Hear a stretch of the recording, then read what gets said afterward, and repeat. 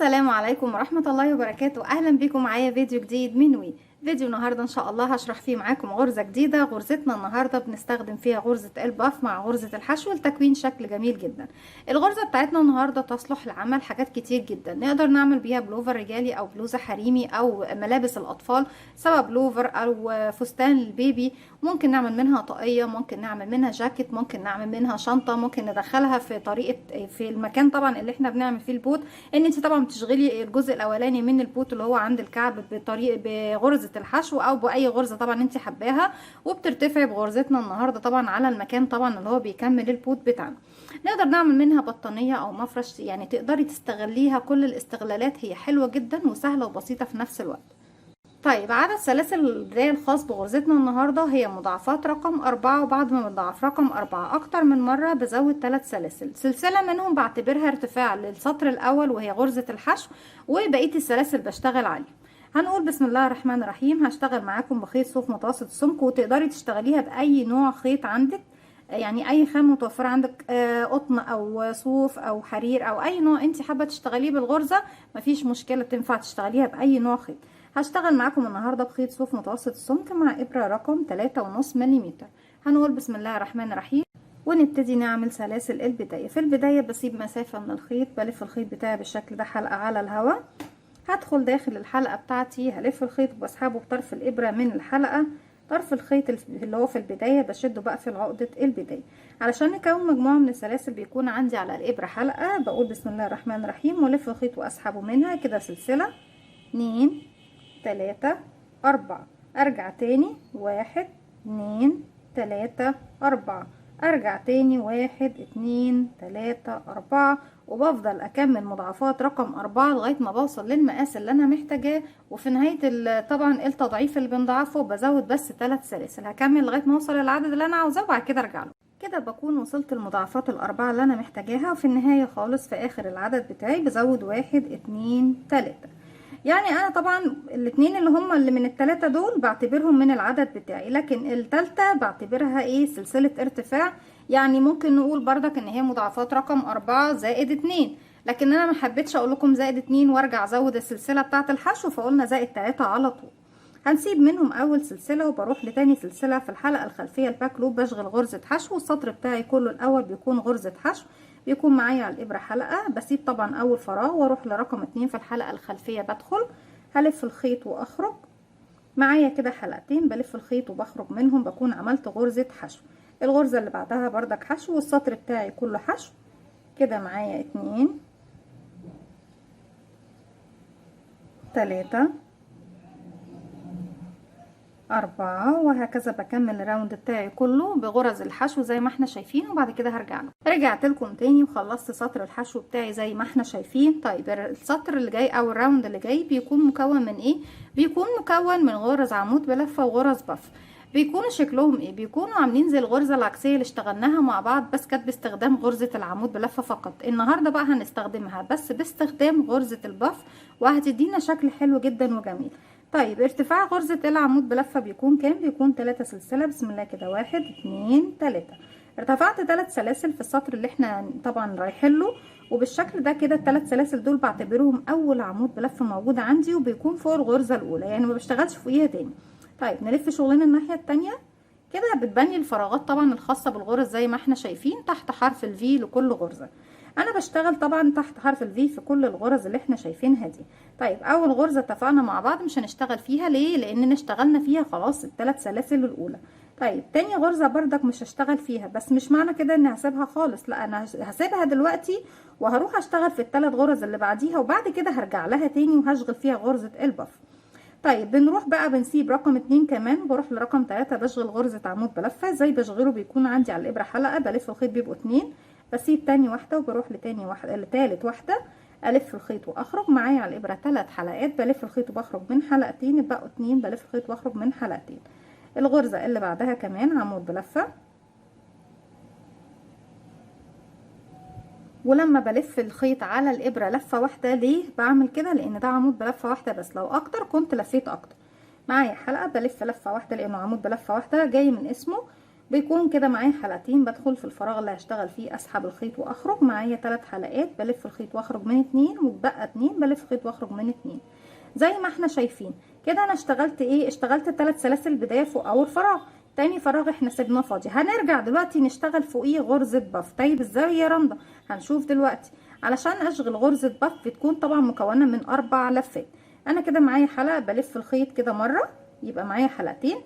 هرجع كده، بصوا هرجع لورا لمكان الغرزه اللي انا كنت سايباها. شايفين الفراغ بتاعها اهو، اهو بدخل ومن الخلف بسحب الخيط وبخرج تاني وبشد لفوق لغايه ما اوصل لطول الغرزه اللي انا ايه واقفه عنده. ده المكان اللي انا واقفه عنده، فبشد الخيط ايه بريحه بالشكل ده لغايه ما اوصل للطول اللي انا محتاجاه.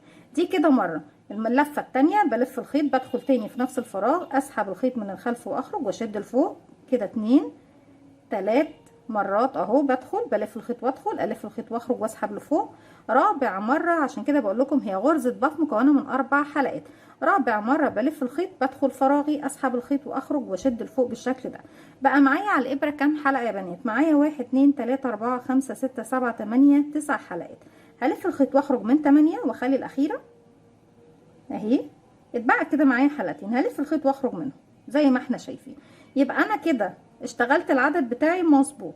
اول غرزه خلاص اشتغلت فيها. تاني غرزه انا كنت سايباها في البدايه وبعد كده اشتغلت الثلاث غرز اللي بعديها ورجعت اشتغلت فيها تاني.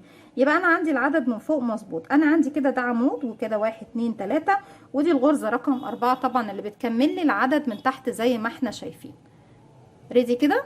طيب نكمل مع بعض، بس نفصل ونقول الله اكبر الله اعظم العزه ودوام لله، الاذان المغرب، وبعد كده ايه نصلي ونرجع تاني ان شاء الله نكمل. رجعت لكم تاني بالشكل ده. احنا كنا وصلنا لغايه ما خلصنا غرزه البف. طيب انا اخر مكان اشتغلت فيه في الغرز اللي تحت كان فين؟ اهو ده اخر مكان. هسيب اللي بعده واروح للثلاثه اللي بعدهم اشتغل فيهم غرزه عمود بلفه واحد. يعني انا هسيب الفراغ ده واروح للي بعده اشتغل عمود بلفه دبل كروشيه كده 1، واللي بعده كمان عمود 2 عمود، واللي بعده كمان عمود 3 عمود. بعد ما خلصنا ال3 غرزة عمود بلفة بالشكل دوت، برجع هنا بقى للغرزة اللي انا سبتها دي وبشتغل فيها غرزة بف مكونة من 4 لفات. الف الخيط، هاجي هنا للغرزة اللي انا سبتها اهي، هدخل من الخلف بسحب الخيط وبخرج، بشد بقى الخيط بتاعي لغاية ما بوصل لطول المكان اللي انا واقفة عنده. 2 تاني لفة، الف الخيط وادخل، الف الخيط واخرج. 3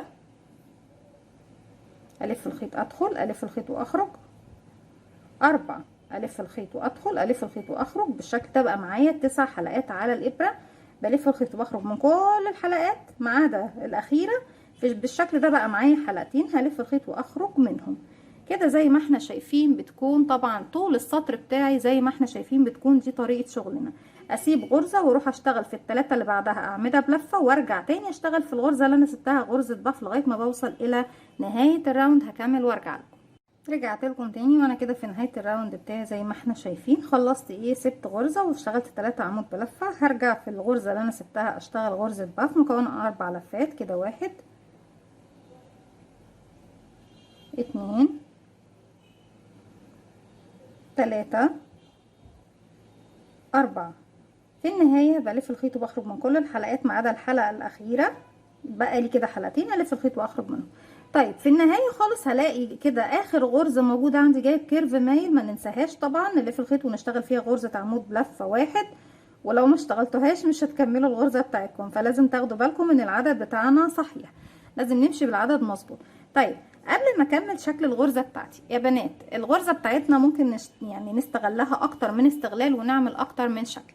اذا حابين ان انتوا تشغلوا الغرزه بتاعتكم كلها جايه بالشكل دوت زي ما هي، هتشغلوا السطر الجاي كله حشو وترجعوا السطر اللي بعده تعيدوا السطر رقم 2 وهكذا. حشو السطر يعني بنعيد 1 يعني رقم 2، بكرر رقم 1 ورقم 2 1 و2 وهكذا.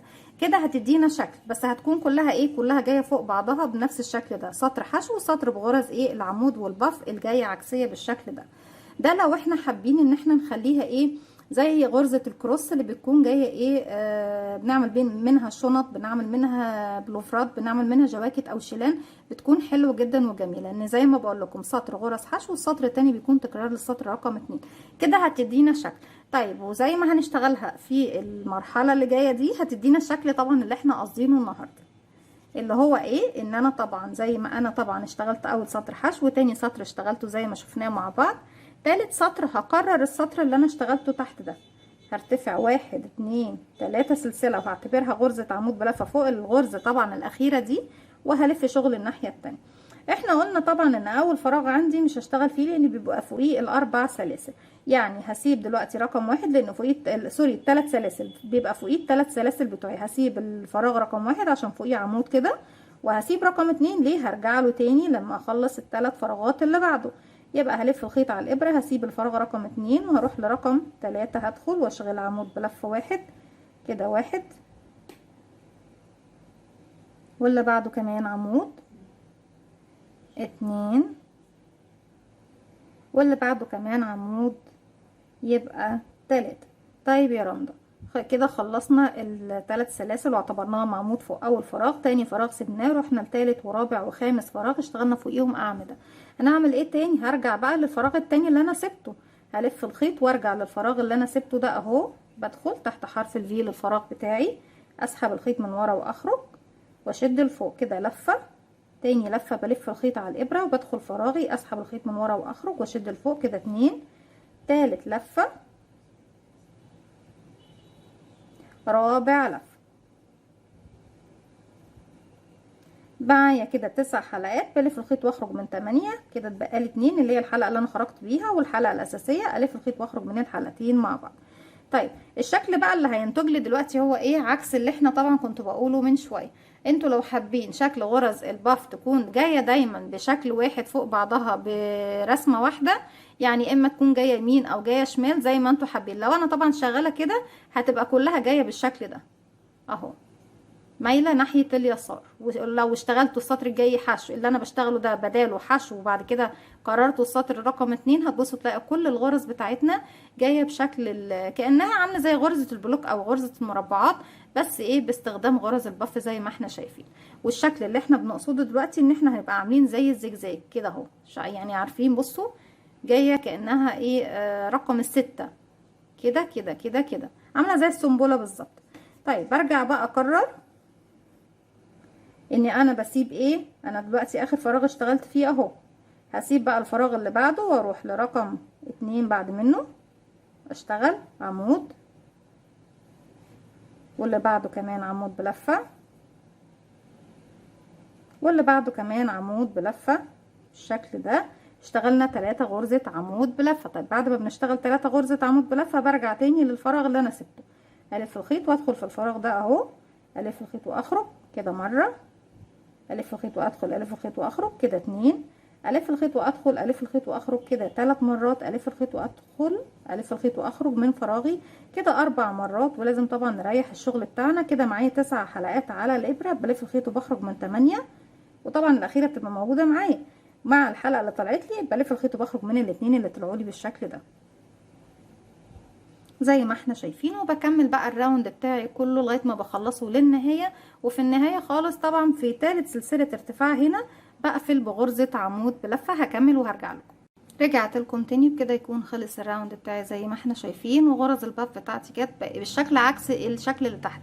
ليه؟ لان انا لو عايزه نفس الشكل يتكرر بعمل غرز حشو في السطر اللي انا اشتغلته ده بداله، وبعد كده بشغل السطر اللي احنا بنشتغله. لكن لو اشتغلت السطرين فوق بعض هتبصوا تلاقيهم جايين بشكل السنبله بالشكل ده زي ما احنا شايفين. طيب في النهايه خالص بعد ما خلصت غرزه الباف باجي في ثالث سلسله ارتفاع 1 2، ثالث سلسله اهي عندي بدخل فيها وبشغل غرزه عمود بلفه 1. طيب بعد كده بشتغل ايه؟ بشتغل السطر اللي جاي والسطر اللي بعده، يعني سطرين كاملين بغرزة الحشو. بشتغل سطرين اللي جايين بغرزة الحشو فوق كل غرزة غرزة زيها، وبعد كده بكرر السطر رقم ايه 1 و2. يعني بفضل بقى على مدار الغرزة بتاعتي كلها بشتغل سطرين حشو وسطرين اللي هما ايه بغرز البف والعمود زي ما احنا شايفين. ارتفع سلسلة، الف شغل الناحية التانية، هشتغل بقى من اول فراغ لان انا بعتبرش السلسله غرزه. لو انتوا عايزين تعتبروا السلاسل غرزه بالنسبه لغرزه الحشو بنشتغل سلسلتين وما بشتغلش في الفراغ الاول. لكن لو هتشتغلي في الفراغ الاول بترتفع سلسله وبتخش في الفراغ نفسه تاني وتشتغلي غرزه الحشو بتاعتك. انا كده هشتغل غرزه حشو فوق كل غرزه طبعا غرزة من تحت بتقابلني سواء عمود او باف بالشكل دوت. بشغل غرز حشو سنجل كروشيه على كل الراوند بتاعي لغايه ما بوصل لنهايه الراوند، وبرجع اشتغل تاني السطر اللي جاي كمان بغرز الحشو، السطرين اللي بعدهم بيكونوا تكرار للسطر رقم 2 و3، وهكذا 2 حشو و2 عمود وبف، 2 حشو و2 عمود وبف. بيكون شكلها جميل جدا في النهايه، تدينا شكل جمالي حلو قوي. هوريكم شكل الغرزه دلوقتي. بصوا ده بيكون شكل الغرزة بتاعتنا زي ما احنا شايفين، سطرين حشو وسطرين بغرز العمود والبف لغاية ما بنوصل طبعا للارتفاع اللي احنا محتاجينه كله. بالشكل ده احنا ممكن نعمل منها حاجات كتير زي ما احنا شايفين بغرزة سهلة وبسيطة، ونقدر نغير في شكلها زي ما اتفقت معاكم. يعني الغرزة بتاعتنا ما فيهاش اي صعوبة، تقدروا تغيروا في شكلها اكتر من مرة. اتمنى ان هي تكون سهلة وبسيطة وتنول اعجابكم. ما تنسوش لو عجبكم الفيديو تعملوا لي لايك وشير وسبسكرايب، واستنوني فيديو جديد من وفعلوا زرار الجرس عشان يوصلكم مني كل جديد. السلام عليكم ورحمة الله وبركاته.